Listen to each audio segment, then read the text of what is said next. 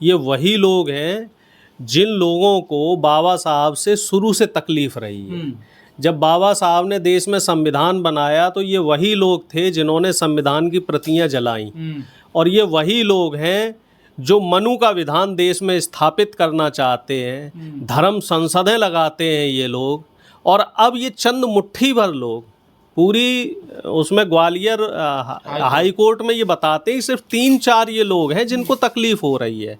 और जबकि 98% जो वहाँ के वकील हैं, जो दलित पिछड़े हैं, प्रोग्रेसिव विचारधारा के हैं, जो शोषित वंचित समाज के हैं, आदिवासी हैं, वो सब चाह रहे हैं कि बाबा साहब की मूर्ति हाई कोर्ट में हो। बल्कि मैं तो ये कहता हूँ कि जितनी भी संवैधानिक संस्थाएं हैं इस देश में, चाहे वो स्कूल हो, चाहे वो कॉलेज हो, यूनिवर्सिटी हो, मेडिकल इंस्टीट्यूशंस हो, सरकारी दफ्तर हो, और चाहे कोई भी प्राइवेट इंस्टीट्यूट हो, सब जगह बाबा साहब भीमराव अंबेडकर की, ज्योतिबा फुले की, माँ सावित्रीबाई फुले की, इन सब लोगों की मूर्तियाँ सब जगह लगनी चाहिए, जिससे कि जो हमारी युवा पीढ़ी है वो कम से कम ये तो जाने कि जो पढ़ने का अधिकार इन लोगों ने की बदौलत मिला है हमें, और इसी वजह से हमारा देश तरक्की कर रहा है। नहीं तो इससे पहले तो बताइए आप, आज से 100 साल पहले हम लोग कहाँ थे? परमिशन दे दी, प्रशासन ने परमिशन दे दी है, तो मिश्रा जी को और पाठक जी को क्या दिक्कत हो रही है? अरे ये लोग तो अपने आप को सभी कोर्ट से ऊपर मानते हैं साहब।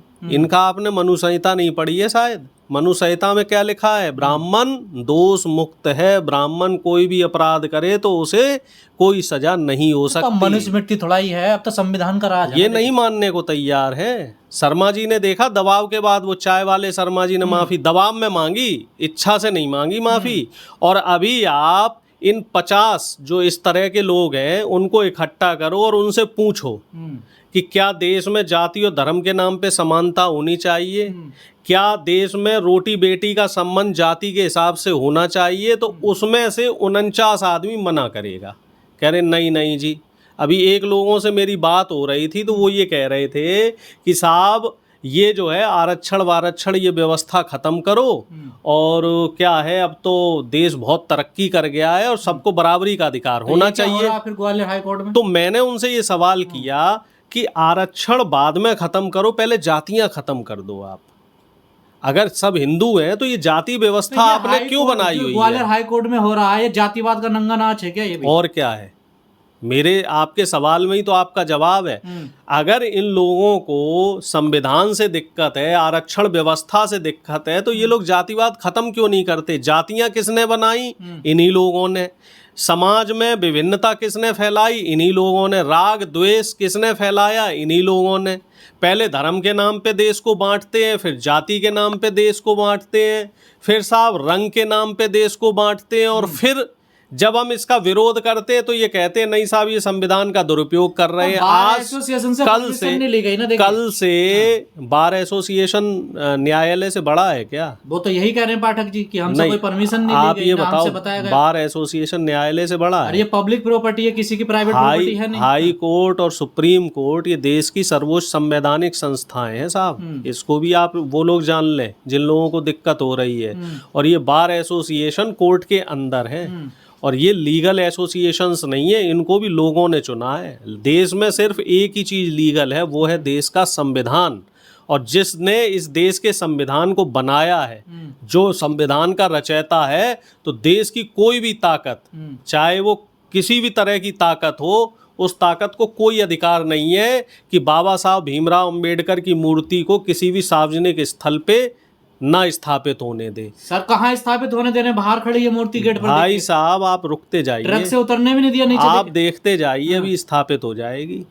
अभी दलित पिछड़े और आदिवासी इकट्ठे हुए, आज फैसला होगा। ऐसे 2-4 लोगों के हिसाब से थोड़ी देश चलेगा। बड़ी बात तो ये है ना, देखिए हाई कोर्ट के जो चीफ जस्टिस हैं वो भी अम्बेडकरवादी हैं, और सुप्रीम कोर्ट के जो नए सीजीआई बने वो भी अम्बेडकरवादी है। तब ये ड्रामा हो रहा है। वो तो देश के पहले बुद्धिस्ट हैं। ये हमारे लिए फक्र की बात होनी चाहिए।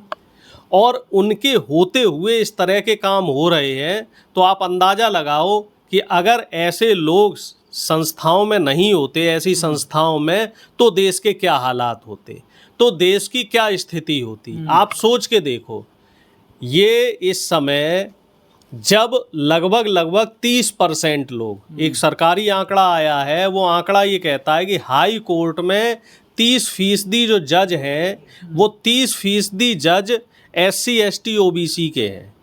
कम से कम चलो कुछ तो प्रतिनिधित्व तो मिल रहा है। हालांकि ये आंकड़ा 30% से बढ़ के हाई कोर्ट में 50% होना चाहिए था, लेकिन हो क्या रहा है कि जो 30% लोग हैं उन लोगों की भी आवाज़ को नहीं सुना जा रहा है। और बड़े अफसोस की और बड़े शर्म की बात है कि ये जो मुट्ठी भर लोग हैं, ये लोग हम 90% जो बहुजन आबादी है उसका शोषण करना चाह रहे हैं, उसकी आवाज़ को दबाने की कोशिश कर रहे हैं, उनकी संवैधानिक आवाज़ का गला घोंटने की कोशिश कर रहे हैं। ये बड़े शर्म की बात कह रहे है। हैं भगवान राम की मूर्ति लगनी चाहिए। देखिए, भगवान राम की मूर्तियां तो मंदिर में हैं। भगवान राम की मूर्तियां सभी मंदिरों में हैं। आप किसी भी मंदिर में जाइए, राम की, कृष्ण की और तमाम जो हमारे भगवान हैं उनकी मूर्ति है। जो संवैधानिक स्थल है, जैसे कोर्ट जैसी जगह है, शैक्षिक संस्थाएं हैं, तो यहाँ तो बाबा साहब की मूर्ति होनी चाहिए। और ये चूंकि उन्होंने संविधान बनाया है, देश में न्याय व्यवस्था को वो लाए हैं। अच्छा, एक चीज़ और देखो आप कि ये लोग इस बात का विरोध नहीं करते। जयपुर हाई कोर्ट में जो मूर्ति लगी उससे इन्हें कोई दिक्कत नहीं है। की मूर्ति लगी। हाँ, उससे दिक्कत नहीं है, लेकिन यहाँ बाबा साहब की मूर्ति लग जाएगी, उससे दिक्कत है। नहीं, सुप्रीम कोर्ट में लगी हुई है ना बाबा साहब की मूर्ति, तो हाई कोर्ट में क्यों नहीं लग सकती? लगनी चाहिए, बिल्कुल लगनी चाहिए। ये लोग न्यायपालिका से ऊपर थोड़ा ही है। ऐसे इनकी मोनोपोली हम लोग नहीं चलने देंगे।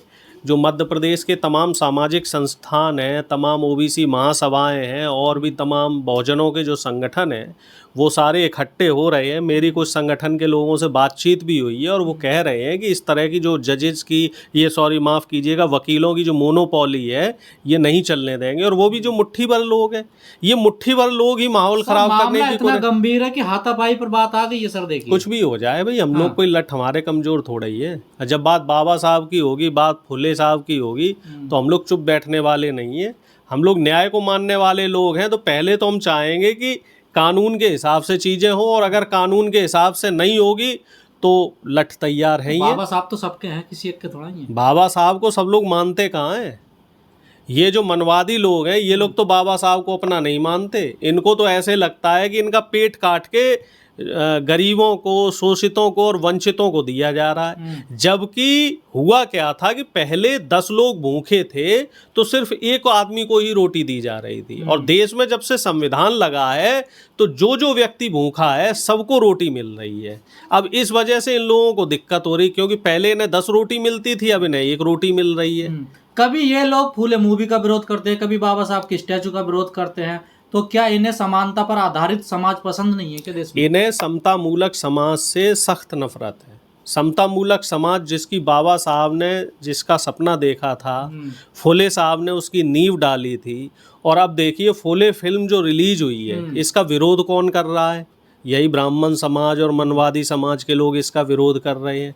ऐसी जो शिक्षा से जुड़ी हुई फिल्में हैं, इस तरह की फिल्में, बाबा साहब के जो ऊपर बनी हुई फिल्में, ऐसी फिल्मों को टैक्स फ्री करके हर जगह चलाना चाहिए। एक मुहिम छेड़नी चाहिए और सरकार को ये करना चाहिए, क्योंकि प्रधानमंत्री मोदी तो पिछले 10 साल से उनका एक स्लोगन रहा है, बेटी बचाओ बेटी पढ़ाओ। और ये जो फुले फिल्म है, हमारे दर्शक भी इसको समझे, ये महिला शिक्षा पे ही बनी हुई फिल्म है। माँ सावित्रीबाई फुले, फातिमा शेख पहली महिला शिक्षिका थी। और इन लोगों ने जो संघर्ष किया, और किसके लिए संघर्ष किया, कोई ऐसा नहीं कि दलित पिछड़ों के लिए किया, इन्होंने तो सवर्ण महिलाओं के लिए भी संघर्ष किया। उनको भी पढ़ने का अधिकार नहीं था। जो ये मनवादी लोग हैं, ये लोग ये कहते हैं, उस फिल्म में भी वो दृश्य है कि अगर हमारी औरतें पढ़ लिख गई तो वो चिट्ठी पत्री करेंगी, वो लव लेटर लिख के भेजा करेंगी। सोच देखिए ये मनवादी लोगों की, कि अगर महिला पढ़ लिख जाएगी तो वो लव लेटर भेजेगी अपने प्रेमी को, जवाब करेगी, सवाल जवाब करेगी।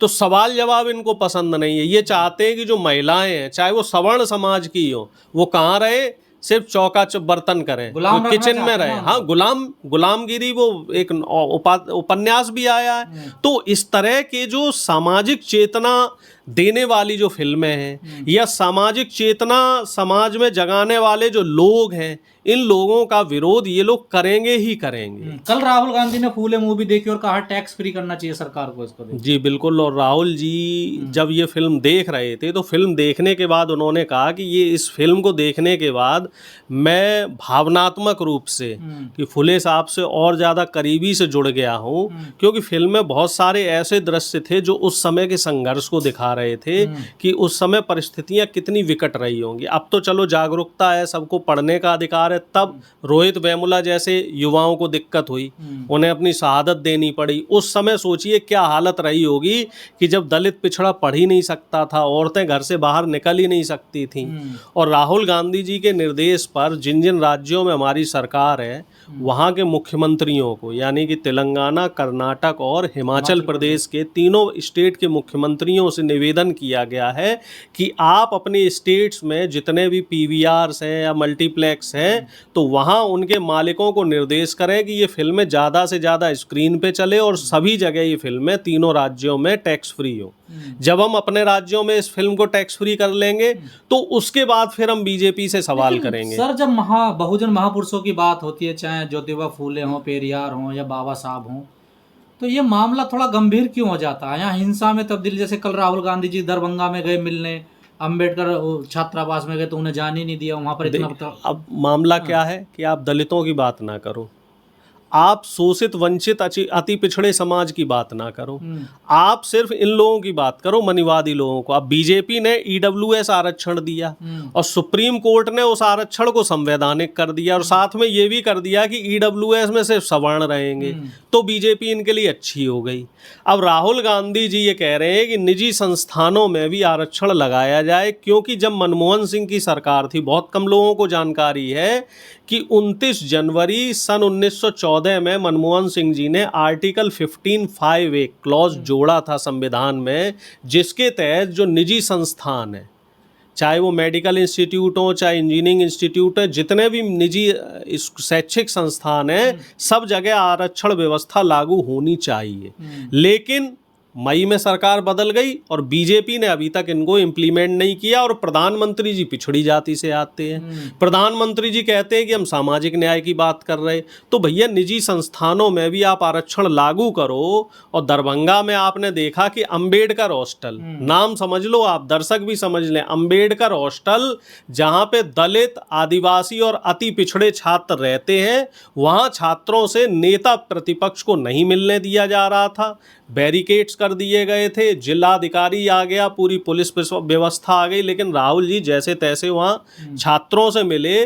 और राहुल जी ने स्पष्ट शब्दों में कहा कि इस देश में पहले तो जाति जनगणना होगी, फिर निजी संस्थानों में आरक्षण व्यवस्था लगेगी। निजी संस्थानों में चाहे कोई भी इंस्टीट्यूट हो, अस्पताल हो, कॉलेज हो, तमाम सरकार प्राइवेट जो इंस्टीट्यूट्स हैं, तमाम प्राइवेट जो यूनिवर्सिटीज़ हैं, तमाम प्राइवेट कंपनीज हैं, सब जगह आरक्षण लगेगा। और तीसरी जो महत्वपूर्ण बात है वो बात ये है कि निजी संस्थानों में जो 50% की जो एक कैप है वो भी ख़त्म होगी, यानी कि जनसंख्या के हिसाब से ही हिस्सेदारी दी जाएगी। चलिए ठीक है, धन्यवाद सर।